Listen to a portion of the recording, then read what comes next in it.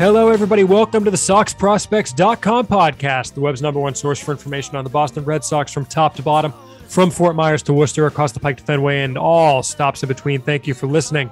My name is Chris Hatfield. I am the executive editor of Sox Prospects, and I'm joined, as always, by our director of scouting, a man who I just informed we will not be trading at the deadline this year, our director of scouting, Ian Kundle. Ian, it is signing deadline time. It is trade deadline time. I cannot imagine. Well, I guess I can imagine what it's like to work in a front office right now based on what my day job is like right now. But that said, busy time of year, a lot of balls in the air, a lot that we don't really know that's happening for one of the two deadlines. And we'll talk about both today. Yeah, it's going to be, I think, a busy few days. There's going to be a lot of news, a lot of rumors. And it's going to be, as I think we kind of talked about on the last one, like I think this is a very important stretch for the Red Sox, both, you know, determining what the rest of the season holds. And then also I think it's kind of like could be a transformative or a very important thing for building what the organization is, you know, its goals and what it's going to look like for the next few years. Yep. Yeah. I honestly don't know what they're going to do. And who knows if they know what they're going to do at this point. I still think it changes like day by day. Like their playoff odds like change, 5 to 7% every night, depending on what they're doing in like 4 other teams. Cause that's what we're at right now. So it's going to be the next, what is it? They got Milwaukee coming to town. I think that's going to be a big series. So. And I mean, every series is a big series. Every series is big. So right now the Red Sox are 50-50. They're 3.5 behind Tampa for the third wild card spot. But that said, there are 7 teams within 5.5 games. Including all 3 wildcard teams in Toronto, Seattle, Tampa, and then on the outside looking in are Cleveland, Baltimore, Boston, and the White Sox. And then you actually have to add to that the Minnesota Twins, who are at 52-46, leading the Central. But like they could easily, they're only, I think, 2 games up on. Yeah, they're 2 games up on Cleveland right now. So Cleveland could easily overtake them, and suddenly Minnesota's in the wild card. Or even the White Sox could. Like the White Sox are 3.5. Oh, the White Sox are 3 back, right? Yeah, they're only a game behind them too. It's 8 teams for 4 playoff spots. Well, and I don't think it's even 4 though, because the way I look at it is, I think Toronto's in, and I think Seattle's in. How can you say that though? Because I just think they're more talented than every other team, and I think both those teams have the motivation to buy. With an interim manager, which is kind of crazy to think about. Yeah, I guess that lit a fire under him. Literally, their best player was like, "You need to fire this guy. He's terrible." Is that what happened with Montoya? Yeah, apparently Vlad came, and after I guess Montoya challenged like a call that Vlad told him not to, and then they didn't have their challenge the rest of the game. And reportedly, this is alleged, obviously, but okay, sure. Vlad went to like the front office, was like, "Fire him, please. This guy's awful." After that game, so. Yeah, I don't think the manager change in Toronto is the worst thing for them. I mean, they're 8-2 in their last 10 also. Right. Well, that's what I'm saying. It clearly lit a fire under them because I think they might have been, they were either in the third spot or like on the outside looking. Yeah, they were behind the Red Sox. That's why I think though I just think that they're too talented. And I think Seattle, they've been aggressive early. They have DePoto, who's gonna trade, make 5 more trades before the deadline. Let's be honest. They also don't play anybody down the stretch. That's the biggest thing is if you look at the schedules, the teams that have the hardest schedules are Tampa and the Red Sox, and it's not close. And that's why I think Seattle and Toronto will be fine. And then that pushes, so that's 1 wild card spot basically for all of these teams. And that's although the central teams are fighting for 2 spots. Yes, but the Red Sox, I'm saying they're not catching the Yankees. Obviously, no one's catching the Yankees. But so it's basically, the Red Sox are fighting, in my opinion, for 1 wild card spot between 3 teams, and we'll see, or 4 teams. A lot can change. I mean, you get 1 big injury or something down the stretch, things can switch instantly. But anyway, so we'll talk all about the deadline. We're kind of getting ahead of ourselves here. But first, we want to say if you want to support the show, you can rate and review us on iTunes, Spotify, Stitcher, wherever it is that you listen, whatever podcatcher you are listening on, YouTube, if you're watching on YouTube for some reason. Spread the word. Go and, when you go to the toll booth today, tell Toll Booth Willie, there's no toll booths anymore. Tell the Easy Pass machine to listen to the Sox Prospects podcast. We would appreciate that. And of course, you can support Sox Prospects. Our donation drive is wrapping up on Monday at the signing deadline. So this is your last chance to support the Sox Prospects donation drive. You can do that one of 2 ways. You can go to soxprospects.com/donate and make a one-time gift. For those of you that have done that already, we really appreciate it. We see every one of those that comes in. We see you. We appreciate you. Thank you very much. We also see and appreciate our patrons on patreon.com/Sox Prospects, where you can pledge a certain amount per episode and get some neat perks. So if you could go there, if you want to do that, support us that way, that's always appreciated. And of course, you can help us hit our stretch goals where we do things like we're going to wind up recording a podcast where we watch the Bad News Bears and give our scouting report on Kelly Leak and the rest of the Bears. So, patreon.com/SoxProspect. Actually, Ian, I listened to a British horror podcast, and they call it Patreon because they have that fun British accent. Oh, I thought you were just going to say it was a Manchester United podcast. It is not a Man U podcast, which I mean, if you think that's a horror show, then maybe. It is. Oh, you're a City guy. That's right. I was thinking City in my head. Forgot about that. Don't make that mistake. It's like Michigan State. I know. Unforgivable. I'm sorry. Tell me. See, that joke went way over your head too, which was unfortunate. But what can you do? Should unforgivable have been a pun or something? No, I mean, I get that City and United are different. No, just that they're like it's. I was just making fun of them. Yeah. Oh no. I missed it. My point was, why would I make fun of my own team? No, I that's why I eventually realized how stupid I was being. I own it for sure. Good. Okay. No, I was gonna say the one time I went to London, I was told by my British friend, it was at the time of the FA Cup, and the teams that were hosting in London at that point were like not the big ones at the top of the Premiership table, but like the West Hams of the world. And he was like, "No, don't go there. Like don't go to a West Ham game." Like it was like, but those he was like, if you're not an actual fan, like you might get legit like jumped. And I was just, like, I mean, Green Street Hooligans is like West Ham partially, so yeah, it's Millwall, but yeah. Really? Okay. I didn't know if that was legit or not, but fair enough. No, I don't think that's as legit anymore. But I mean, I've been to my fair share of EPL games in London, and I've never had any issues. But sure, fair enough. Anyway, all right. Well, let's start talking about baseball because I think people are going to be pissed. Oh, and the other thing I should mention. So I forget if in the intro to the last episode I said we were going to do emails. Obviously, we did not. The reason we didn't is because we recorded an 1.5 hour long episode to be the intro to Jim Callis. When I looked at that, I was just like, this is going to be like a 2.5 hour podcast. So I took all the emails out of that. We're getting all those emails today, and we're going to do a couple more that came in the interim, as well as talk about the trade deadline and signing deadline. So that's the plan for today. If the intro to the last episode didn't make sense, that's why. So thank you for bearing with us. We'll do those on this episode. But first, Ian, signing deadline. It's first in time. Do you want to start with that? Yeah. I mean, there's not a whole lot to talk about, frankly. No, I mean, they're just waiting for like things to, there's an order of operations here. And that's kind of, I think it seems like what we're waiting for. Yeah. So the Red Sox have signed 6 of their draft picks and 2 undrafted free agents. The big ones who they signed their first 2 picks, Mikey Romero and Cutter Coffee. And both got under slot. Romero got $2.3 million, which is about $676K under slot. So big savings there. Coffee got $1,800. Coffee basically got $1,850. You basically got like $50K. $1.85 million. So yeah, call it $50K under slot. So that's $650K they saved on those 2. The Red Sox also signed their no, it's like 725 because it's 675 and 50. Okay, fair. Yeah. Good call. The Red Sox also signed their 6th, 7th, 8th, and 10th round picks, all of whom were college. 3 of them were seniors. One is a junior, but that's always kind of weird how those get announced. Well, it's especially weird right now post-COVID. Like there's extra years of eligibility for that. You can get medical red shirts. Like it's hard to say what a junior or senior means these days. Right. But Alex Hoppy, Caleb from UNC Greensboro, Caleb Bolden out of TCU, Jonathan Brand out of Miami of Ohio, and Isaac Coffey from Oral Roberts. Bolden, Brand, and Coffey all got $750K. No, $7,500. I completely said that wrong. I don't know why I said $750K. Yeah, that was bad. $7,500 is what I think I was going for. Do you want to explain briefly why all these seem weird? Why the amounts are random and why? Yeah, I'll say that in one sec. And then Alex Hoppy got $32,250.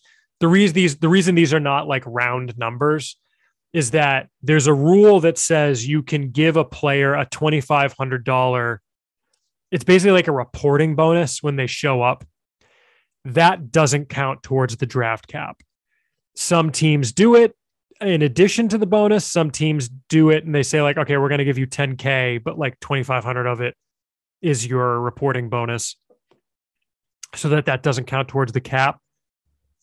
Some teams don't do it at all. The Red Sox didn't do it at all as far as we knew for the longest time. It's a little weird because like that amount of money per player is really not going to get a guy signed. Like even if you did like 10 of those, that's like $25K, right? So like $25K is not really going to be the difference between signing and not signing a guy.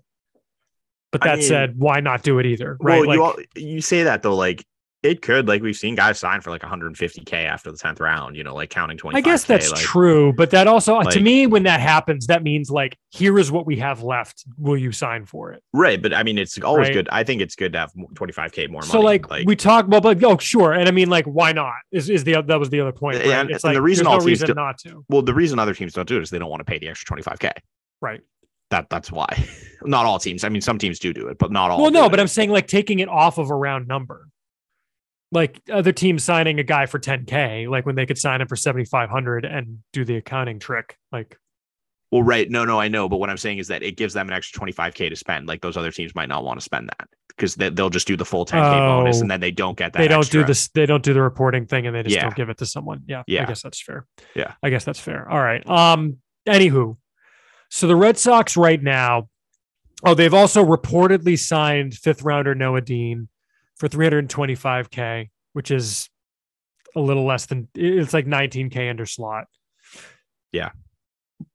They reportedly have agreed to terms with Roman Anthony, their compensation pick at number 79 for losing Eduardo Rodriguez, and Brooks Brannon, their 9th round pick, who's a North Carolina high school catcher. Yeah.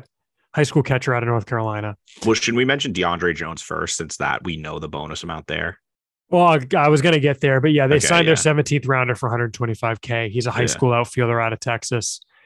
A little bit surprising in the sense that, and I guess I should also mention their 2 undrafted free agents they signed. One is Matt Donlin, a junior catcher out of UConn. Started at Stonehill. He's a local kid. Yes. And the other one is a shortstop, Bryant Zayas, out of Miami Christian High School in Florida. Interesting that you don't get many undrafted free agents who are high schoolers. Zayas. He also had a good college commitment. He was NC State. He's going to NC State. They love rating NC State, apparently. Last year, they drafted Josh Hood, who was transferring from Penn. They drafted, who was the high school kid? Was that Peyton Green that was going there? Yeah, the shortstop. Yeah, the shortstop. They just love shortstops who are committed to NC State, apparently.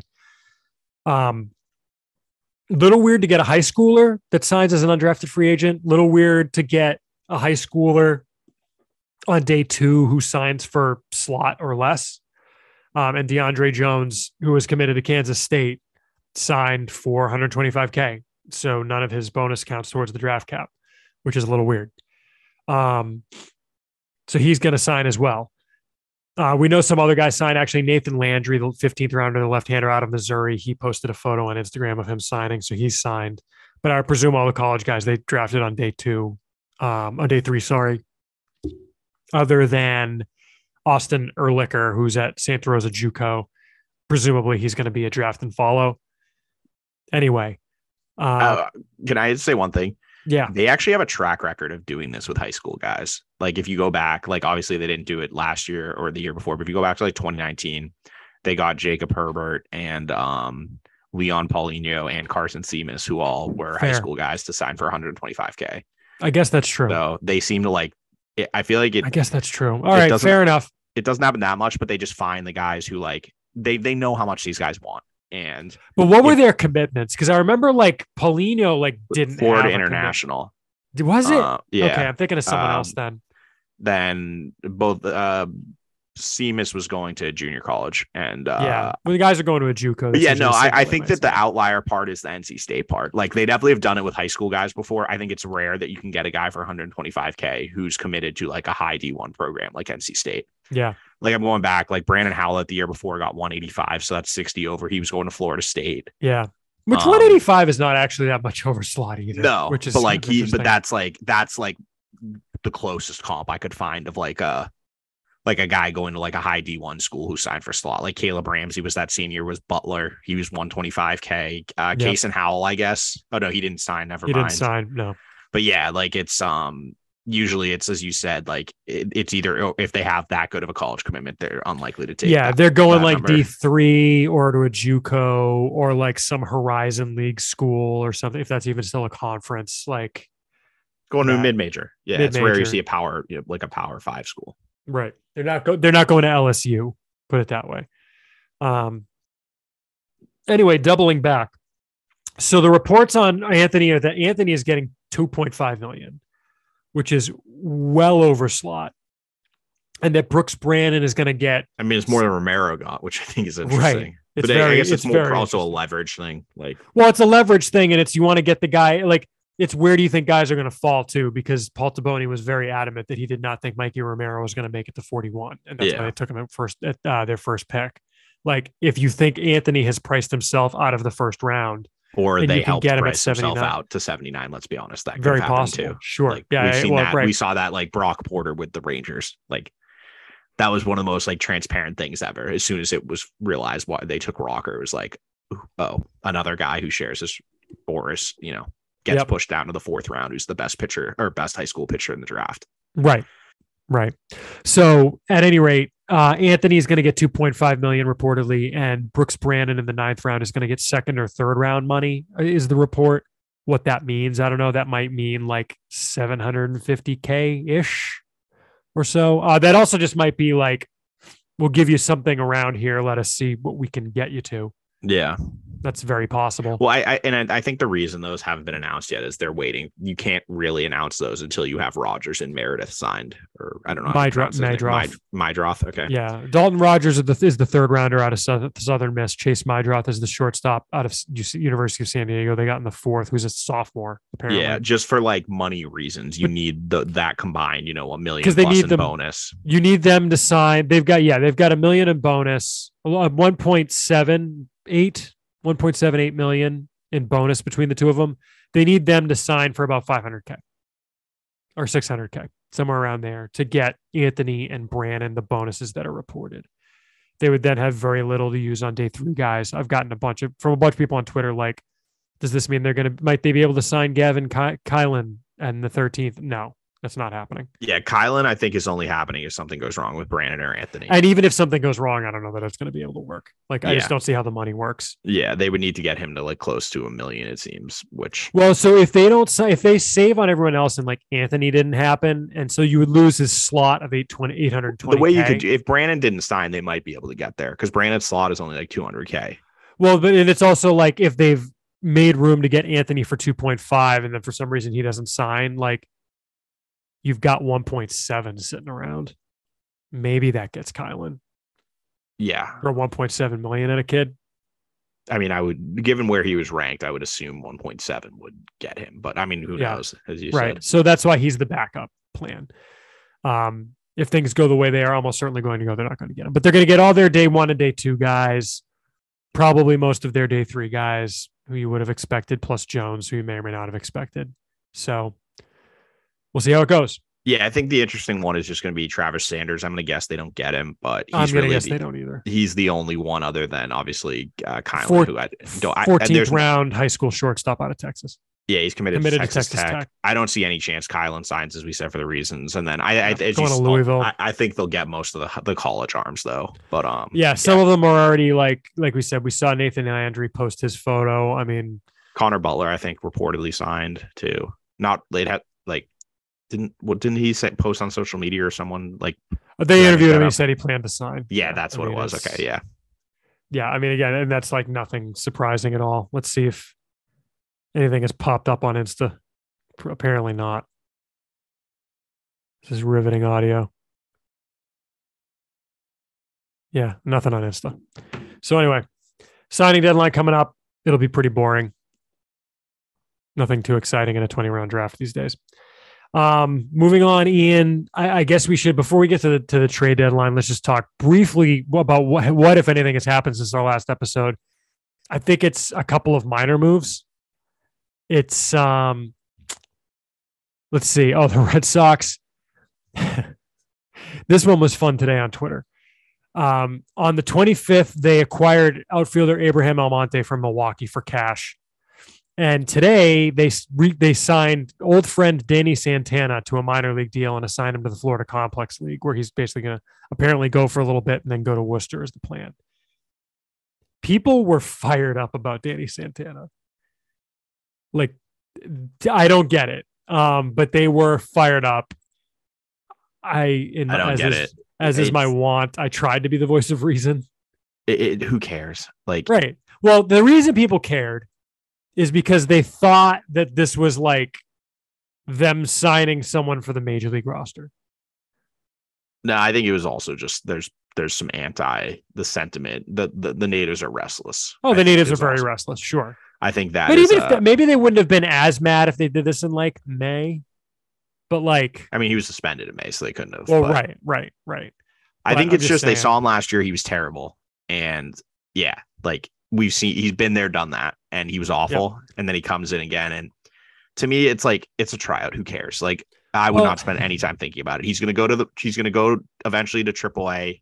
If he crushes the ball, maybe they give him a shot at some point. If not, crushed the ball last year at AAA though. If not, we'll never hear from him again. Like it's not that big a deal, honestly. Yeah. Like, and the same thing with like the other minor signing, Abraham Almonte. Like the reason they made that trade is because they needed a AAA outfielder. Well, like, that's what I was gonna say. The reason they did this is the Red Sox legit have like 8 healthy legit AAA positions. Because like half of them are on Boston. Well, that's the thing. You've got 4 major league, like maybe not regulars, depending on what you want to call it, Christian Arroyo, but like you've got Devers, Story, Kike Hernandez, and Christian Arroyo all on the IL. So that's 4 guys who are up that would otherwise be in AAA. Yeah, Downs, Davis, and Yolmer Sanchez would all be in the minors if like those guys were healthy. And maybe Jaron freaking Duran, to be honest. I did not list Ref Snyder for a reason because I think he should be in the majors for the rest of the season. Yes. But yeah, like if all 4 of those guys came back right now, Duran's going down. Yeah, Duran's going down. Agree. Like, he's probably not going to go down because who the hell knows what happens with Kike Hernandez. But like, you know, when Devers comes back on August 2nd, which is apparently the plan, like Downs will go down. Downs, no question. And then when Story comes back, Sanchez will go down. I could see it being actually Davis. no. They'd probably do Davis. Yeah, because Sanchez is more fungible. They also need a backup middle infielder, so it definitely would be Davis. Yeah, that's true. And then Arroyo would be Sanchez. Like, but yeah, I think that it's pretty clear that they needed some bodies there. They didn't want to push up guys from AA. They've already done that, frankly, with the guys. That's the problem. Is Cameron Cannon is currently your starting third baseman in Worcester. He was on the Portland bench. Yeah, like, and Nick Sogard. I like Nick Sogard. Nick Sogard's like a fine org player. Deaf guy. But yeah, like he's already up there too. Like, and if you look at the other players in AA, you're not calling up David Hamilton. Nick Northcutt was just promoted, and Christian Koss is an actual prospect, so they're not going to promote him when he's not ready. Mm-hmm. So, yeah, that leaves you're pretty thin there. Yeah, they're thin in AA right now. Yeah, the AA roster is rough right now. Well, it's tough because so it looks a little better because they've got Arroyo. They've got Arroyo rehabbing there now. Nick Northcutt, I guess, got promoted since the last episode, so that's the other thing we should mention. He got moved up to Portland, which, like, when it happened, I immediately said promotion. But now that I think more about it, like, would you be surprised if I would be a little surprised if he went back down to Greenville if like everyone got healthy? Granted, not everyone's going to get healthy, but like, it's not impossible that he went back to Greenville. I don't think he will, but it's not like he wasn't like, Cedar Rafaela forcing his way up to Portland. He was hitting a lot of home runs and pretty much nothing else. Which is a weird thing to say. I think they just basically, it's like it's fine. Like he can go up, he can do if he hits well, great. If not, I don't think it really matters. He's he's got legit power, but the other stuff is just it's a struggle. A lot of strikeouts, not a lot of any other really skills at the plate. Like there's no other, like he's one of these guys who you'll do a sample size and he'll have more home runs than singles. Like and like if you look at his he's struggled against both, but he's 30 points less of average against older pitchers. Like this is going to be a test for him. And, it is. I think he's going to be. It would not surprise me if he struggles. And I don't mean that as a put down, like with his profile. I mean, look, Alex Binelas has really struggled. Right. I mean, the gap between high and double A is massive right now. Yeah. So, by the way, I would not have guessed. It's going to be a test. He homered tonight for the record, but yes. By the way, Northcutt older than Binelas. Oh, I would. He's been around for a while. He has. He's been around for a minute. I mean, he was in Lowell in 19. Yeah. Yeah. 2018 draft. Yeah. Anyway, so I think he was also an old high school draftee, if I remember right. Yes, I believe so. Yep. Okay, so that happened. I forget what I was supposed to be talking about. What else happened this week? I guess not a whole lot. And then trade deadline. Well, we know someone's not getting traded. Well, supposedly. In theory. Yeah. So Xander Bogaerts was apparently told by the team that he is not getting traded. He came out and said that after the game today. And I did not think there was any chance he was traded at the deadline. I just if what happened in was that Toronto series? Yeah. Had continued 5% chance. I didn't see any chance he was getting traded. I think I think I would rank it in likelihood of getting traded of the big guys, basically the QO guys. I would put it as first is JD Martinez. I would not be surprised if he gets traded. Second would be Christian Vasquez, just because everyone needs catchers, especially there's several, notable teams that do. And third would be Eovaldi. And I don't think Eovaldi gets traded either because they don't have enough pitching to do it. So you trade Eovaldi if you're punting. Yeah, but I think that there's a way to trade like JD Martinez and Vasquez without punting the season. I think that if you're trading down to Eovaldi, Vasquez, yeah, you have to get a catcher back. But okay, fair. Yeah, fair. Like here's an example. Here's the one I threw out there to someone. You trade JD Martinez and Vasquez to the Mets. You get some prospects back. You flip those prospects to the A's for Sean Murphy. Some of them, yeah. Or all of them. Okay, if you're doing Sean Murphy, then you flip some stuff to the A's for Sean Murphy and like Seth Brown or something. Yeah. Like there's a guy you can DH who's you platoon him with someone else, and then there's your catcher of the future. Like that, I don't hate doing that. Like I think Sean Murphy is an excellent catcher, and I think that one of the biggest questions for this team is what they do at catcher in the future because they don't have a prospect coming who's an everyday catcher. No. So yeah, I like if they did something like that, I would not consider that punting on the season.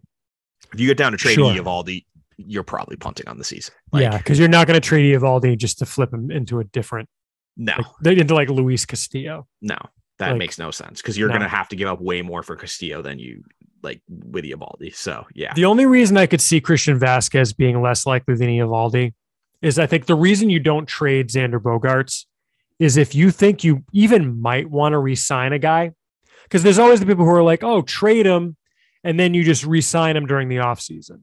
It's the John Lester situation. It's John Lester. John Lester said especially when it's a homegrown guy, goes less so for a guy like JD Martinez. John Lester would never have fathomed leaving the Red Sox until they dealt him away, and he saw like, oh, I can pitch for another team. Like maybe going to a different team wouldn't be the worst thing in the world. If they don't trade John Lester, he might have re-signed. Like if you listen to him talk now. Like for a lot less than it would have taken him to re-sign otherwise. So if you think you might want to re-sign Xander Bogaerts, I get hanging on to him. Because the thing is, you're also going to give him a qualifying offer and you're going to get a compensation pick. Well, and I think that's the biggest thing is that it's going to be very interesting to see if they try to get under the luxury tax because they would get a better pick. They would get, this could be substantial because let's be honest, they have three guys who, as we talked about, I think on the last episode, are definitely getting the qualifying offer in Mark JD, Eovaldi, and Bogaerts. The difference between a comp B pick, which I don't know if you can bring, I think it's not a comp B round. I mean, it's what they got for Rodriguez. It's a comp B pick, which is, $820K or so in bonus, or a fourth round pick, which is about $450K, which is after the fourth round, which is what you would get for if you're in the luxury tax. You're talking like $400K plus slot per pick and 2 rounds. Like that's a substantial thing. So yeah. So we'll see if they we will talk about that later as it comes closer, depending on what they do at the deadline. But that's what you have to get back to trade a guy. You have to make it worth losing the pick. So it's got to be better than the pick you would otherwise get. I think they do some kind of, I think they're going to make trades. I don't think there's going to be a blockbuster for this team. No, they're not getting Juan Soto. Definitely not getting one. But I will say, if the Nationals take the offer that reportedly, I think Hector Gomez, who has pretty good sources in the Dominican, put out there, that's a very easy offer for a bunch of teams to match. So yeah. Well, I think they can. I mean, with the Red Sox, I think to match it's CJ Abrams, Robert Hassel, Mackenzie Gore, Adrian Morejon, and Josh Mears. Yep. For the Red Sox, the equivalent is Meyer Casas, Bayo, Brandon Walter, and like, yeah. You think Brandon Walter is like with the Mears? No, Brandon Walter's like Morejon. The Morejon? Yeah. Morejon's like a 45 reliever. He's not that special. And Mears is what? And Bayo's considered better than Gore by a lot of like people now. So that's like is he? Upgrade. Yeah. This is post Gore coming up, and I mean, I guess he's gotten worse. He's been terrible. He's been bad the last like 2 months. That's okay. Because when he first went up, it was like oh my god, Mackenzie Gore is back. He might have been fixed. But yeah, no, he stopped throwing strikes, and like the stuff has come back down to earth. Got it. See, that's why when we were talking earlier, when I was like, wow, I was thinking, like, I looked in like Fangraphs right now has Bayo like 40th, and they have Gore 77th, and that was like this year. Yeah, I was updated at the midway point. So yeah, so then it's like maybe like Raphael or someone. Mears is weird. I don't like Mears as a prospect at all. It's like he has massive raw power. It's also like a 20 hit tool, and he has like a 40% strikeout rate. Hudson Potts. Well, I mean, we've seen that profile not work. That's what I'm saying. But that's why I don't think there's any way the Nationals would do that, though. So that's why, like, it's the best if they offer. would, you kind of, if they would, I wouldn't hate it. Like, you're getting Juan Soto. But anyway, that's not going to happen. So we don't need to talk about that. But I think, I would say where I'm at right now, and this is where they're 50 and 50, we're 4 days from the deadline. It's the second, I think. It's the second. I think that I put it as like, I think there's a greater than 50% chance they don't do anything, or they do like a move or two around the edges. So like they acquire like the equivalent of Hansel Robles, like a middle reliever. They acquire like a bench, first baseman, like someone who can play defense at first base and maybe, hits left-handed to replace Franchi Cordero, like small things like that. I think there's like a 20% chance they do the sell and buy at the same time situation, where like maybe they ship out a couple guys, like maybe they trade like Matt Strahm or something, and they also they'll go out and get some guys to augment the team to still kind of make a push.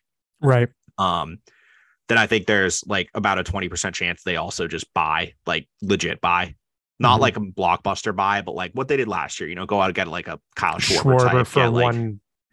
Yeah. Go get a couple good rentals. And then I think there's like a less than 10% chance they fire sale. I don't see, even if they lose, they get swept by Milwaukee. I think just it would be tough for them to sell everything, minus Bogarts. And then fire sale for me is when you get down to the Eovaldi level. Yeah, you deal Eovaldi, Vasquez, JD Martinez, like Strahm. If you can get anything for Waka, if you can get anything for Hill, Strahm, like all those guys. Yeah, but yeah, like for me, like, if they trade like just JD Martinez, as I said, I wouldn't be surprised. But if we're talking like, then I think it's more if they get down to Vasquez, if they get to that second tier, like Vasquez, Eovaldi types, then it's like, ooh, okay. Well, that's what I'm saying is I think those guys, I mean, for tier one is JD Martinez. Honestly, I would deal Waka or Hill in a heartbeat if you can get. They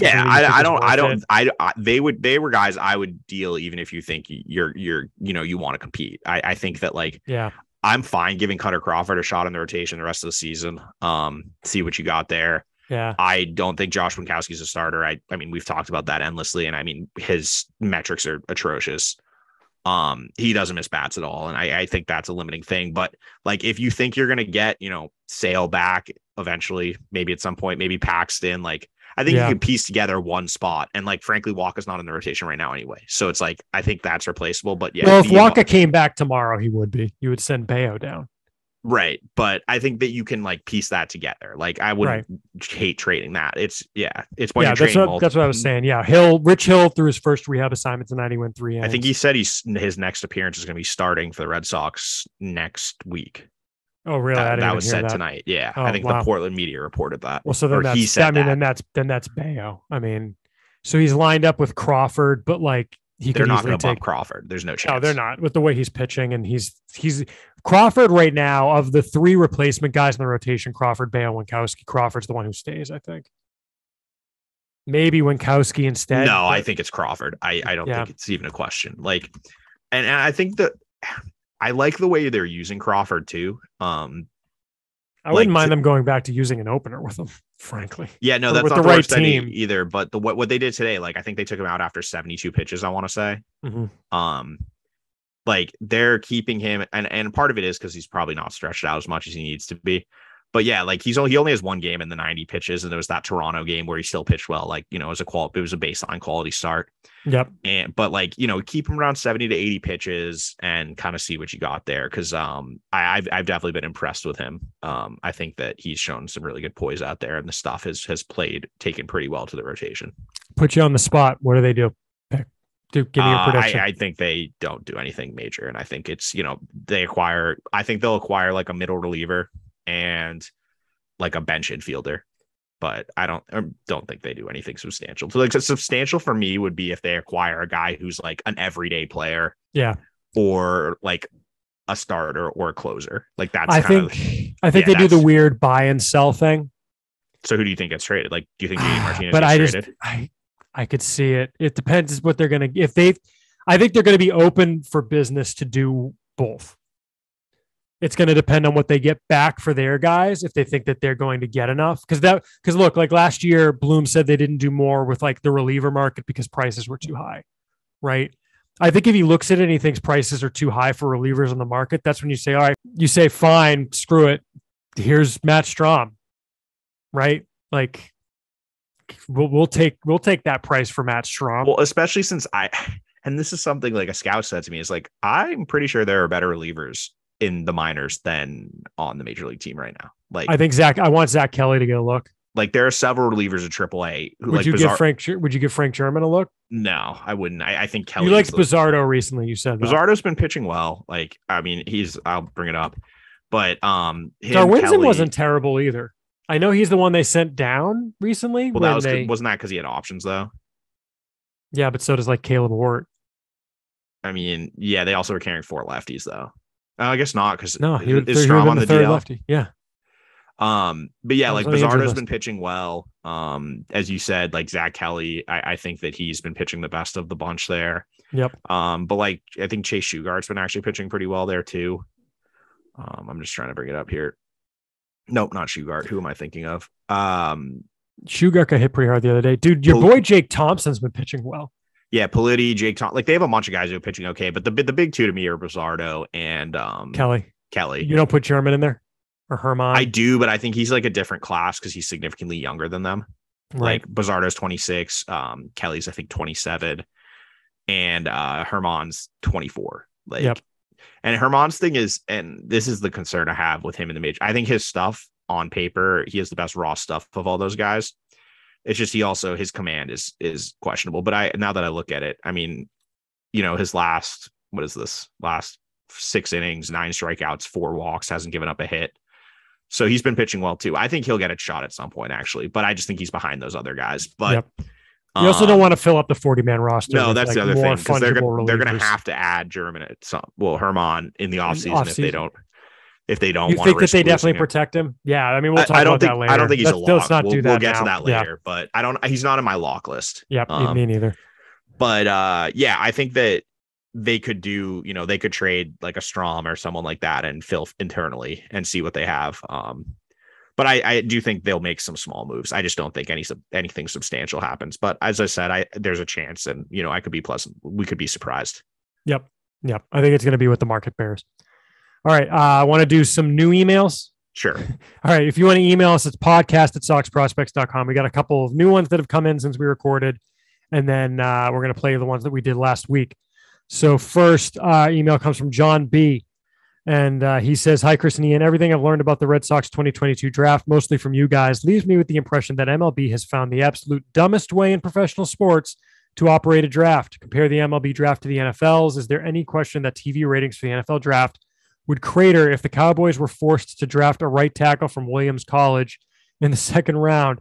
Just so in the 5th round, they would have enough money to pay the wide receiver from Alabama who they really want. Thanks to the quote below slot end quote game that MLB forces teams to play, the Red Sox and other teams probably waste a huge amount of time chasing down the agents of so-so college relievers, asking if their clients will accept below slot bonuses if they are drafted 3 or 4 rounds earlier than where they deserve to be drafted. This is time that could be much better spent on actual scouting. Do I sound like a curmudgeon, or is the MLB draft in desperate need of repair? John B. I don't know that those two are mutually exclusive, John. Good email. It's good email. Very the draft is it's very weird. Unnecessarily so. I think that, as you said, they do overly complicate it. I do think if the owners had their way, it would be different and it would be hard slotting throughout. But they don't want to give anything up to get that. Correct. And the players know that. Because it basically is hard slotted. They don't care about who gets the money. They just care about how much money they spend. No. But I think if they would have it their way, there would be no overages. There would be no plus 5% or anything. It would just hard be slotting. Like, this is what it is. I think is the NBA hard slotted or NFL? One of those, I think. I don't know. I don't think it's the NFL because they're always like training camp holdouts and stuff. I think the NBA is hard slotted. Yeah, that sounds right. You know what you're getting. I could be wrong, but I know one of the other professional sports is. But yeah, I mean, it makes no sense. Like, there should be draft pick trading. Like, I mean, to me, the weird thing isn't what he was describing. Even the weird thing is that, like, you get screwed if you're picked in the 10th instead of the 11th, right? Because like their 10th round pick this year is getting 10K. If that same, but not all teams do that. Oh, sure. And the Red Sox have they hadn't done it as nearly as bad, not as bad, but in past years they hadn't done it. Yeah. In the past couple of years, they haven't done nearly as much in the way of like well below slot bonuses. Past 3 years, 19, 20, there was only 5 rounds. So 19 to 21, they didn't really. I think in 19, they gave one guy 50K. Yeah. That's it. I mean, last year, everyone they drafted that they signed on day 3, they gave at least 100K to. Yeah. Which was interesting. But that's the part to me that's crazy. Like, being a 10th round pick is worse than being an 11th round pick. Like, that's really, I mean, I think that the way where it's like you can get X dollars after the 10th round, that doesn't count towards the slot. But if you're in the top 10 rounds, it all does. That's a weird way to do it. It's strange. I do think, though, what he's saying, though, that imagine if the NFL was like, the Patriots the Patriots take weird people anyway. So let's use a normal drafting team. Let's take if the Dolphins or someone took, instead of taking Jalen Waddle in the first round, they were like, "Ooh, we're going to float him down to our 3rd round pick and take Hunter Long in the 1st round, who we took in the 3rd round instead." Like, but that said, like, imagine a situation like what the Rangers did in like the NFL or NBA draft. Like, yeah, like weird. The Oklahoma City Thunder are like, "Ooh, we're going to take the 20th ranked, talent in the 1st round and float Chet Holmgren down to our, 57th overall pick." Like, that's just weird. Like, but the thing is, I don't think that's why I don't think the points about why these things are bad are incorrect. I also don't think that's not why. Don't think that is why people don't care as much about the MLB draft. No, the reason people don't care about the MLB draft, I think, I think it's the trading. I think the trading thing massive. I think it matters, but I think the first thing, the biggest thing to me is that you're not going to see these guys in the big leagues for 4 years. It's one of the 2 years. Or 3 to 4 years, for most of them. Yes. Like, and that's the big difference between big miss rate too. NBA draft or NFL draft. Like, you saw it with like the number one, who's the number 1 overall pick this year? Paulo Banchero in the NBA draft, the Magic guy. Okay. He's going to be like a stud in the NBA next year, maybe, allegedly. I don't know. Right. I didn't watch any summer league, but I'm guessing he's no Franz Wagner. I know that. But anyway, but like, yeah, like those guys come in and make immediate contributions, or same thing with the NFL, especially when it's like quarterbacks and stuff. Like, we're not going to see anyone other than maybe Kumar Rocker in the big leagues until like 2024, 2025. Right. So, well, and the other reason is that in the NBA, maybe not as much anymore now that they scout Europe so extensively, but in the NBA and NFL, you've seen these guys. Yeah, it's You've true. watched college football. College baseball is not college like basketball. People don't watch college baseball as much as those other sports, obviously. And I think the NBA draft has suffered from the fact that like guys don't go to college for 3 years before coming out now, because it would be like you were familiar with an entire team's worth of potential draft picks, even if you were a casual fan. Well, no, they never had that rule. Well, they didn't have the rule, but that was still like what would happen. Well, it was because the guys who were one and dones would just would be high school guys now. But I'm talking about even before, like but I'm saying even before, like, Duke had this thing where if you went to Duke, you likely went for at least 3, if not 4 years. Or if you're like Kansas with Perry Ellis, he goes for like 12 years. I swear to God, he was there for 12 years. Like, you can't tell me otherwise. But you know what I'm saying? Like, like in the recent past, the NBA was a bunch of college juniors. It was the NBA draft and seniors, right? Like, it wasn't a bunch of one and done guys. I disagree. I think people still care about the NBA draft. Like this year, they still care. I'm not saying they don't care. It was all freshmen at the top this year, and everyone was just as excited for them. People still care, and they care more than they would if it was a bunch of high school kids. But I'm saying, like, I think it took a little bit of a hit where it's not like I have watched Tim Duncan play at Wake Forest for 4 years. And now, or 3 years or whatever he did, like, and now he's coming, or maybe he came out as a sophomore. At any rate, it's like, I am very familiar with his body of work as a casual fan, right? Like now it's, if you didn't watch the game, like college basketball in a given year, you're literally not going to know anyone. Right. Like, yeah.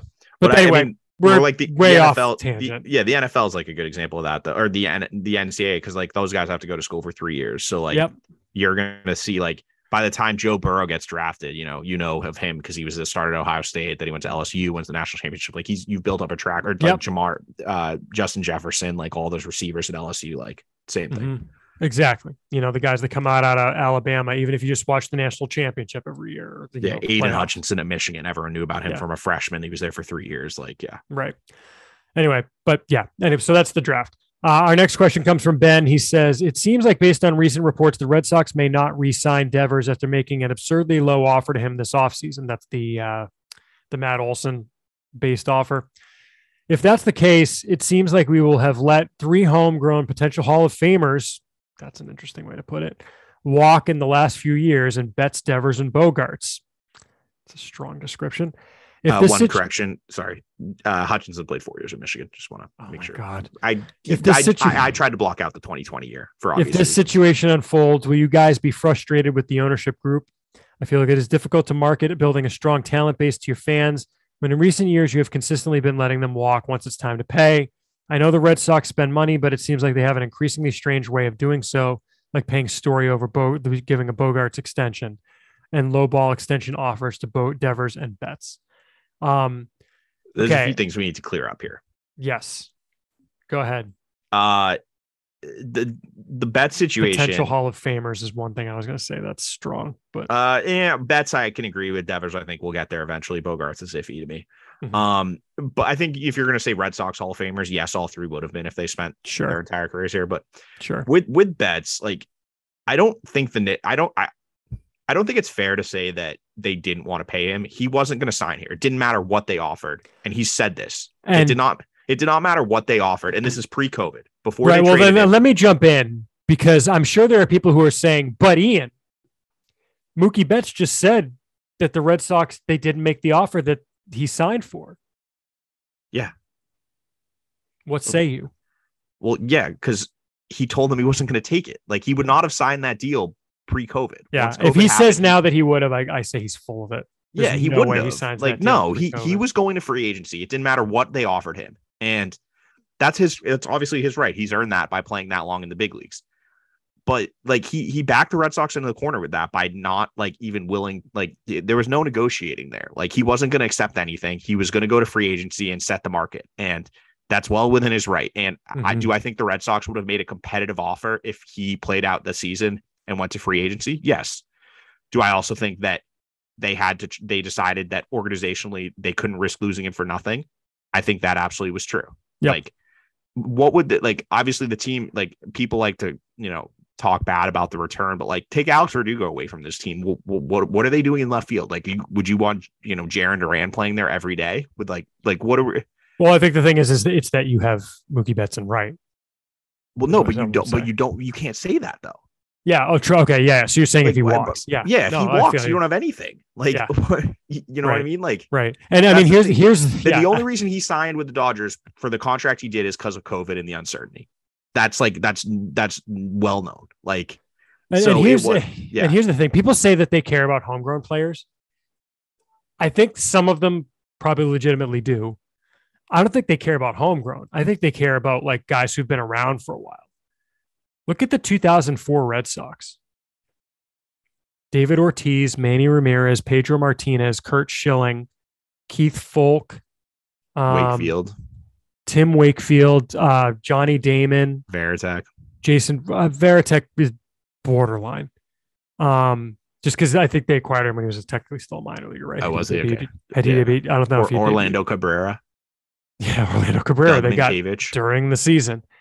Not one of those guys was homegrown. No. You know, like David Ortiz was around forever. They got him as a free agent. Well, and that's the thing is like, I understand that you don't care. 2013, none of them was homegrown. Steve Pearce, Red Sox legend. That's 18, that wasn't 20. Yeah. That was 18, but yeah. But like, look at the 2013 team. The 2013 team was all hired guns. It was a bridge year. People love them. Granted, I think people love that team more because of what happened with the marathon bombing. But like, still, like Shane Victorino gets hot and comes to the plate to Three Little Birds, and all of a sudden everybody loves him. Like, has nothing to do with them being homegrown. Now, as a fan, I absolutely want them to keep guys like Mookie Betts. It kills me that Mookie Betts is no longer a Red Sox, and it's going to kill me if Devers and or Bogaerts walk too. I love both of them. Like those three are probably my three favorite players in the past decade. But like,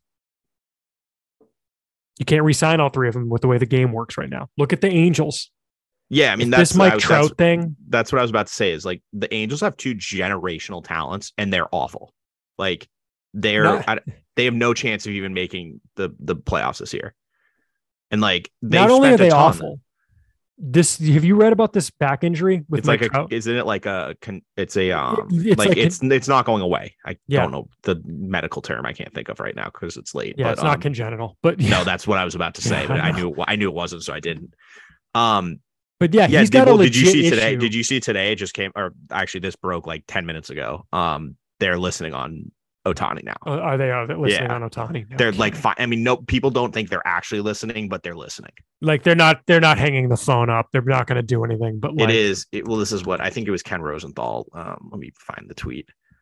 Was it Rosenthal? It was Heyman. Sorry, John Heyman. John Heyman said the Angels are now listening on everyone, and for the first time, that includes Ohtani. One rival says they want your 4 top prospects. Perfectly reasonable request. Yeah. Rivals all believe it's a major long shot that the Angels' ultimate ownership ultimately okays the deal, but they're listening now. Right. So like they should. Yeah, absolutely. I mean, it sucks, but they should. But this is where I think the Red Sox are in a different situation, and I don't think Bogaerts and Devers are the same situation either. Nope. If they don't sign Devers, that's really bad. There's significant issues here. And I think that if they let him walk or they end up trading him, then that's where you have to take a strong look at ownership and be like, why are you, what are we doing here? What are we doing? Yeah. I don't think Bogaerts is in the same class as them because Devers, how old Devers going to be when he hits free agency? 27, 26? Much younger than Bogaerts. Bogaerts is going to be like pushing 30 next year. Yep. And there's a big difference between Bogaerts is 25, so he's going to be entering Devers his 20 age 20. No, yeah. Did I say Bogaerts? I meant Devers. Did. Yeah, Devers is 25, so he'll be entering his age 27. So if you give Devers a 10-year deal, he's still only going to be 35. Like Bogaerts 36 years old. Is 29, so next year he's going to be 30. When does he turn 30? October. Yeah. So he plays all next year at 30. Mm-hmm. There's a big difference between giving Bogaerts, a 7 to 10-year deal and giving Devers a 10-year deal. And I also think they're just different levels of player. I think Devers is, as I said, is like, I think a potential future Hall of Famer. I think Bogaerts is a very good player. I'm not sure he gets to that level. And frankly, with Bogaerts, I think there are some red flags already starting to pop up in the profile. But yeah, if they don't sign Devers, that's where we talk about that. If they don't sign Bogaerts, and I still think they're going to make a concerted effort to, it's all going to depend on what they do to address that position. Do they go out and they sign another big ticket free agent, either at shortstop or another position? or do they just wash that money away? Then that's where I think you can start asking questions. If they're willing to let Bogaerts walk and they go out and say, and we talked about in the last episode, they sign one of the other big three shortstops or one of the other, elite free agent hitters, I think that's a defensible move. I understand there's an attachment to homegrown players, but at the end of the day, if the job of the front office in Chaim Bloom is to win baseball games, and if they think that signing like a free agent for similar money they would give to Bogaerts gives them a better chance to win, I think that's defensible. I think if they let Bogaerts walk and don't do anything, different story. But yeah. I think it's hard to judge the Bogaerts thing until we know what they do. And as for Story being a Bogaerts replacement, I don't think that was how it was seen at all. I think they signed Trevor Story to be a second baseman. Yeah. And there's nothing like if they re-sign Bogaerts, he's going to stay a second baseman. If they don't sign Bogaerts, as I said last episode, I'm not sure he moves to shortstop. I don't know if he has the arm strength to play shortstop anymore. Well, look at it this way. I mean, I'm on COTS, the biggest total value contracts, not really counting the recent ones, right? So let's take out anything that was signed from like 2019 and later, because the jury is still out, right? But the largest contracts that were signed before then, the largest one is Giancarlo Stanton. And that deal is going to be interesting in 2027. Yeah, he's on the DL again right now. Yeah. Let's see. Alex Rodriguez is, I think, the one, or his first one. So the second one was $275 million. That was bad. Brutal. The first one was fine. The first one was like the one that worked out. But that's also, he signed that, I'm pretty sure, at the same age Devers did. And that's the argument for Devers. There's a huge difference between signing someone at 26 and signing someone at 30. Exactly. Miguel Cabrera in 2016. That one didn't end great. Nope. Steven Strasburg in 2020. I said we weren't going to do recent ones. That one already looks atrocious. Horrible. Yeah. Anthony Rendon. Bad. Not horrible. Good. That's recent. Albert Pujols in 2012. Horrible. Brutal. Robbie Cano. Terrible. Holy crap. Joey Votto, for most of it was fine, but the end of it hasn't been good. Nope. David Price. Well, and this is the thing. It's like, that's why I think that you have all these deals are bad. But Kershaw's the exception. Kershaw. 20. But Kershaw also pitches half the season. Like, dude, he is Christian Yelich in 2020. Yeah. But that's why there's a big difference. A lot of these guys that have been failed contracts were Prince Fielder or ended poorly, or were all guys you're extending a guy who's like 29, 30, 31 for, 6 plus years. That's the red flag here. And that's why if Bogaerts, and I said it, if Bogaerts will take 5 years, count me in. If Chaim Bloom came out tomorrow and said, like, look, since you're all asking, here's our policy. We're not giving out deals that go beyond a player's age 35 or 36 season anymore.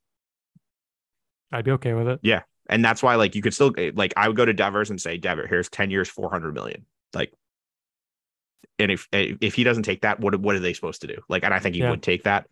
But, like, I also don't think they're going to do that. But. No, I don't either. But, like, but, like, that's the point, is that, like, it's a different caliber free agent, like, between Devers and Bogaerts. And I think it's going to be, as I said, it's going to be a very interesting, negotiation and kind of off-season period, seeing what they do. But I don't think we can, like, assume that Bogaerts is gone right now, which is, it's weird to me that I think that is, like, I feel like that's what a lot of the people are, like, saying. Is that like, it seems like the sentiment is a lot of people feel he's, like, definitely gone. By the way, and like, I don't get that. The rumor, and I think not rumor, Devers confirmed this, is that the Red Sox made an offer that they basically offered him the Matt Olson deal, which is $168 million. Yeah, that was bad. As an opening offer, that's the 35th largest deal ever signed by a professional baseball player. I just think that the way it was framed, if he portrayed it accurately, is not great optics, where you're basically saying, like, we're offering you this because we think you're a DH.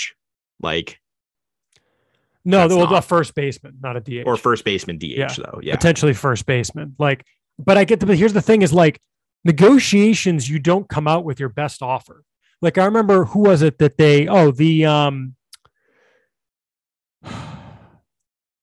I know what it was. I asked about that offer that John Lester supposedly got. I've got a friend who works at an agency. And I said, this is the report on the first offer they made to Lester. Do you think this is as outrageous as it's being played up as in the media? He's like, no. Like, that's the first offer. Like, the first offer is never your best offer. Like, if you're smart, you know that. So, anywho, we'll talk more about that in the offseason. And then our final email for this round, Ian, and then we're going to jump into the ones from last time. It comes from David B., our Patreon supporter. And he says, hi, Chris and Ian. Really enjoyed the podcast. It's Brian Abraham. but it left me with a question that I don't believe he addressed, and I'm not sure if you know. Basically, I get having a plan for the various prospects and making decisions based on the best way to enhance their progression, but what about the guys that you would consider to be org types? I know we all root for a guy somehow picking up a new pitch, learning plate discipline, or some other quasi-magical thing that turns them into a legit prospect. But do you have any sense on how the Red Sox handle players that seem somehow limited in their ceiling and not likely to impact the major league roster?